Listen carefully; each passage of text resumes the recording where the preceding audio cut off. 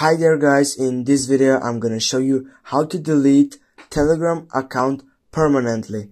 First, what you need to do is to go on your left side and click on the three dot line, and then you need to select settings. After that, you need to scroll down and go on the Telegram section. Then you need to scroll down again and search for your account section and go on delete your Telegram account. After that, go and find the activation page. Go on that page and wait for it. Now you should put your phone number here.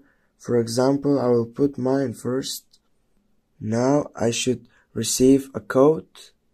Copy. Go back to the page and go and enter the confirmational code here. Sign in. Then, why are you leaving? Take some feedback, anymore, and go delete my account. Yes, I delete my account. Your account was successfully deleted from our system. Come back